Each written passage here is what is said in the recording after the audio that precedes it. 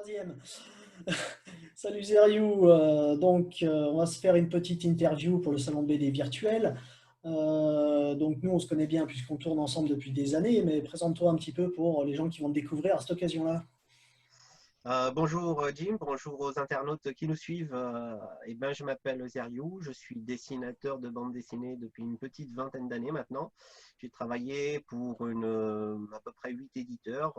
Ma passion de la bande dessinée, elle me vient de tout jeune. J'ai passé le cap des 50 ans, avec une grosse expérience BD. Depuis une dizaine d'années, je travaille avec mon acolyte Christophe Cazenove sur la série du Chronique d'un mangaka qui raconte la vie d'un jeune qui veut percer dans la bande dessinée.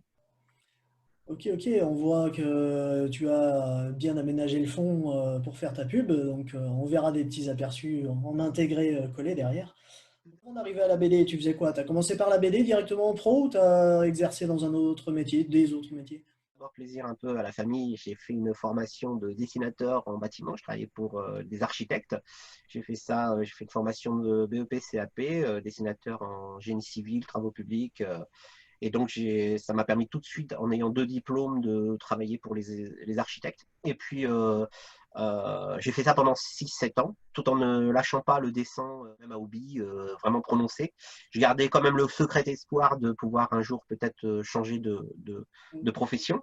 De fil en aiguille, je travaillais pour des magazines de presse après le bâtiment, enfin pendant le bâtiment. Je travaillais pour des magazines de presse, notamment des magazines comme Yoko, qui étaient prépubliés tous les mois, tous les 2 mois. Donc ça, c'est tes premières publications pro. Ouais, professionnel. J'avais fait un fanzine avec des copains, voilà, où on prépubliait des bandes dessinées pour se marrer. Et puis moi, j'envoyais ces extraits aux éditeurs. On nous disait circulez, il n'y a rien à voir, vous faites du manga, ça ne nous intéresse pas. Je parle de ça, on est en 94, ouais, 1995. Ouais. Et en 96-97, j'envoie mes planches à ce petit magazine de presse Yoko et je bosse pendant 2 ans et demi pour eux, en même temps que je fais le dessin bâtiment. Ça me fait des journées, grosso modo, entre le dessin bâtiment et le dessin BD. Je faisais des journées à une époque de 17-18 heures par jour, quoi. Pas mal. Ouais. En ayant prépublié ces planches dans ce magazine, j'ai vu tout de suite que j'étais passé de l'autre côté, quoi. Ouais.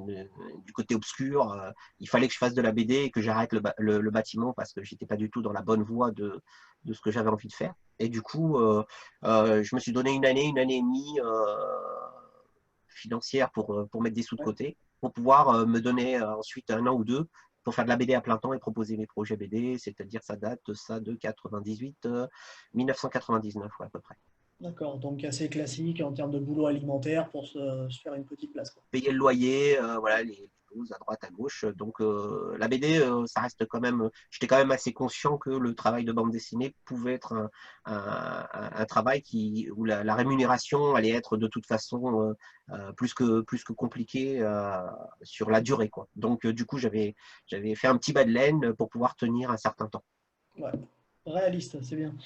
Et Mm. sinon, qui est le coupable? C'est quoi qui t'a emmené vers la BD?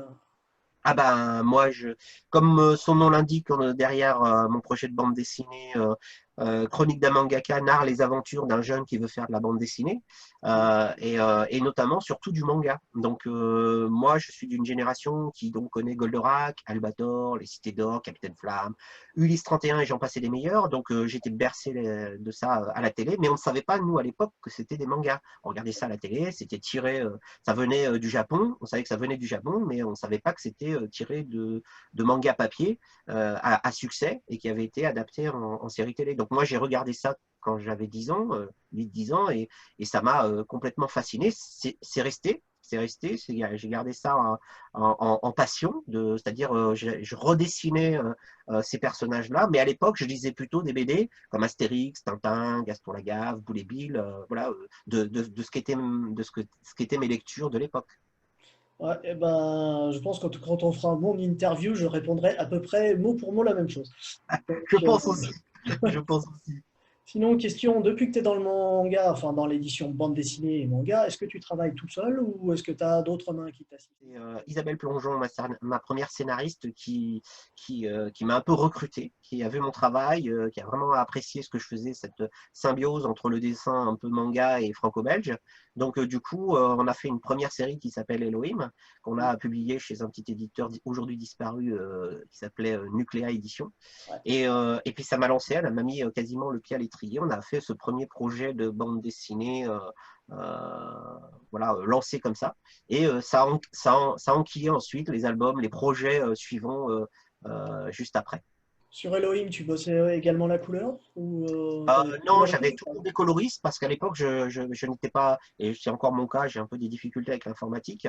J'avais toujours des collaborations avec des coloristes et qui mettaient la couleur informatique sur mon travail de dessin. Mais j'ai toujours, moi, bien aimé les partenariats. Donc, j'avais toujours envie, quand Isabelle m'a proposé de travailler avec elle, ça a été le cas ensuite avec tous les autres scénaristes pour qui j'ai bossé, comme c'est le cas aujourd'hui de la rencontre que j'ai eue avec Christophe Cazeneuve il y a maintenant, je sais pas, il y a maintenant 15, 13, ouais, ça va faire 12, 13 ans avec Christophe. Poser une petite question en plus par rapport à ce qui était prévu. Pour le mangaka, donc aujourd'hui tu le fais en édition indépendante. Oui, Là pourtant commencer chez un éditeur, c'est toi qui as choisi volontairement de faire tes couleurs ou ça t'a été un peu imposé? moi, j'avais l'idée de ce projet du mangaka depuis quelques années, depuis que j'étais en train de faire du manga traditionnel noir et blanc pour les humanoïdes associés. Ouais. Et donc, ce projet de chronique d'un mangaka, euh, je le souhaitais en couleur. Je ne le souhaitais pas en noir et blanc, puisque j'étais en train de faire une série en noir et blanc pour les humanoïdes associés. Et là, ce que j'avais vraiment envie de faire, c'était un projet plus jeunesse, ce que j'avais jamais abordé. Et, euh, et donc, quand j'ai voulu d'abord commencer à monter le projet, ça a été un petit peu compliqué parce qu'il me manquait du temps, les problèmes financiers, etc., du monde de l'édition, toujours un peu compliqué. Et en fait, j'ai rencontré sur un salon, par hasard, sur un salon, Christophe Cazeneuve. On s'est rencontrés, voilà, on s'est parlé autour d'une table où on a mangé, on s'est échangé nos projets futurs de ce qu'on voulait faire. Et il m'a demandé clairement, il m'a dit, voilà, qu'est-ce que tu as l'intention de faire là en projet, puisqu'il savait que je venais de lui dire que j'arrêtais la série chez les Humano parce qu'ils avaient des petits soucis financiers. Et je lui ai dit, bah, ça va te faire rigoler, mais j'envisage de faire un projet BD qui raconte la vie d'un jeune qui veut faire de la bande dessinée. Et tout de suite, ça l'a fait d'abord rigoler, et puis tout de suite, il a été intrigué, je pense, d'office. Et j'ai monté les premières pages.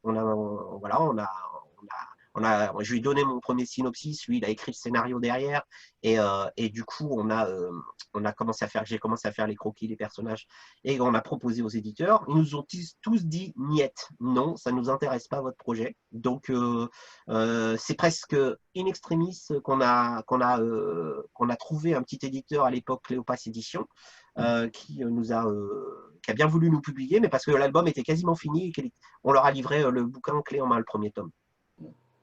Et Et oui, comme je reviens un peu sur le truc, le choix de faire ta propre mise en couleur, t'a été oui. plutôt imposé ou c'est toi qui as choisi?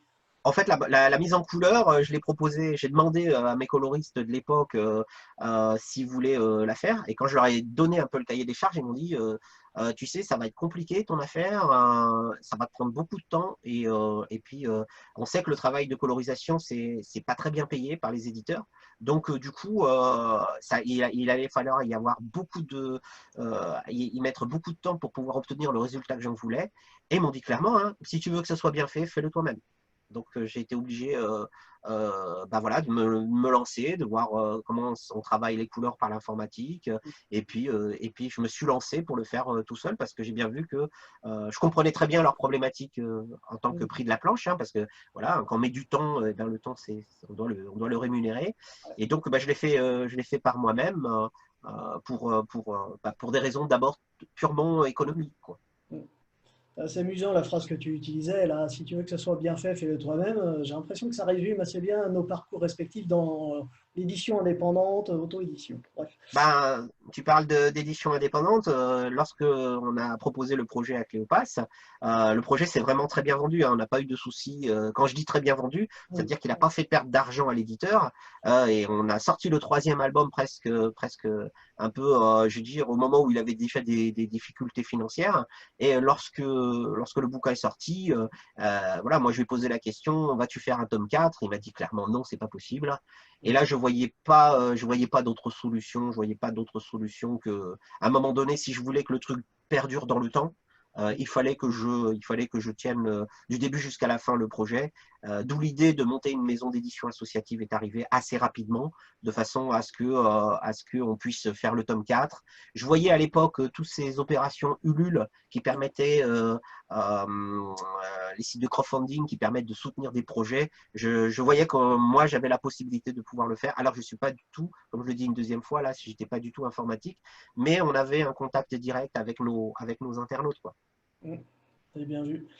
Donc, bon, on a déjà un peu abordé la question de tes influences, hein, qui viennent vraiment de Claude Dorothée, Rikra 2, choses comme ça, la Ah première ben, vague manga japonais. Donc, bon, tu voulais ajouter d'autres choses sur tes influences? Le coup de crayon actuel ben, que tu utilises, là, c'est vraiment lié à une influence ou c'est en vraiment fait, au coup de crayon, là? ça, c'est ce qui m'a marqué dans ma jeunesse. Mais bien entendu, dans mes lectures, j'ai eu l'occasion d'évoluer avec les séries que je découvrais de classe en classe. Voilà, donc je lisais de la jeunesse, Picsou Magazine, Gaston Pareil. Lagaffe, Tintin, etc. Et ensuite, sont arrivés les comics américains. Donc j'ai dévoré les super-héros, les X-Men, les 4 Fantastiques. Spider-Man, toutes ces séries-là, je les ai vraiment dévorées, même en étant vraiment, je pensais même proposer des projets de BD à une époque plutôt stylé comics américains que manga, parce que le manga venait à peine d'arriver. Et du coup, j'ai vu arriver dans les presses les premiers Dragon Ball en petits fascicules. Et surtout, quelque chose qui a fondamentalement changé ma perception de la BD, c'est la série Akira, qui sortait en petit fascicule. Où là, c'est ça, je me suis dit, c'est ça que je veux faire. C'est dans la forme de narration. Voilà. Mais pendant toutes ces années, voilà, j'ai recopié des super-héros, j'ai recopié des BD jeunesse, j'ai recopié. Donc, j'avais plusieurs palettes à mon arc au niveau du dessin. Et après, bah, il a fallu que j'en choisisse une. Voilà, qu'est-ce que j'allais mettre. Et derrière, on sait que de toute façon, on a nos influences qui restent voilà, dans mon travail de BD. Quand les gens lisent le mangaka, souvent, ils perçoivent un petit peu du Gaston Lagaffe, ils perçoivent de la BD jeunesse, C'est vrai. en plus de ces côtés un peu Dragon Ball, avec le cheveu en épi, en bataille, et ce côté un peu dynamique qu'on retrouve dans les mangas. Où est-ce Tout à qu'on fait. te retrouve en termes de réseaux sociaux, boutiques en ligne, choses comme ça? Dis-nous tout. Ben, voilà, j'ai mon site depuis ouais, maintenant une petite vingtaine d'années. On peut trouver pas mal de choses sur le site. Il est un peu vieillot, mais dedans, j'y mets quand même les éléments d'information comme pour le moment, temporairement, on peut télécharger un bon de commande sur le zeriou.com. Il y a mon lien SumUp où on peut payer par carte de crédit. Ouais, ta petite boutique en Voilà. ligne, ouais. Voilà, donc, voilà, sinon j'ai mon Facebook Zeriou Mangaka et mon Instagram Zeriou Manga où on peut découvrir un peu mon travail actuel qui est un peu un relais. J'y mets des choses un petit peu plus déconnectées, mais il y a Ok, sur cette boutique, on va pouvoir retrouver tes deux petits chéris là qui sont cachés derrière. Tu les juste attrapes pour derrière, nous voilà. montrer ça? Alors, bien entendu, on pourrait s'imaginer que j'essaye de faire une promo d'enfer avec ces super bouquins qui sont merveilleux, mais en fait, c'est un cache-misère. Derrière, il y a un bazar sans nom. Je Donc, vous le confirme, hein, c'est un bordel effroyable. Mais en tout cas, ça fait effet. Donc voilà, voilà, ton actualité pour l'instant, c'est la trilogie des trois premiers albums mangaka, le tout à quatrième qui est déjà dispo depuis 3 4 ans. tout à fait. Et je crois savoir que ton tome 5, ça va être pour cette année. Alors, j'aimerais bien, tout va dépendre un petit peu avec la conjoncture économique du moment où les salons sont supprimés pour les raisons qu'on sait. Je vais bien travailler sur les couleurs. Là, les couleurs, je vais les commencer Mm. dans quelques semaines. Et puis ensuite, on va voir comment les choses vont se goupiller vis-à-vis de la situation politique. Ah, pour l'instant, ni toi ni moi ne lisons dans des boules de cristal. Donc, Là, on a un petit salon Discord qu'on peut retrouver, qu'on trouvera de toute façon en description euh, aussi. sous la Voilà. vidéo et qui permettra de venir nous voir en train de dédicacer en live. On peut venir quand même nous rencontrer, en tout cas rencontrer des auteurs de tout type, jeunesse, fantastique, heroic fantasy. Voilà, il y a vraiment tout le monde peut trouver chaussures à son pied en venant nous rencontrer sur ce salon BD virtuel. Ok, ben, on dit bientôt à nos lecteurs. Retrouvez-nous sur le salon BD virtuel. Vous pouvez commander les bouquins de Zeriou sur les liens en description. Passez le voir et vous inscrire sur ces pages, ces liens Facebook et Instagram. Voilà, voilà. Bonne journée à tous et à bientôt. Merci à tous. Au revoir.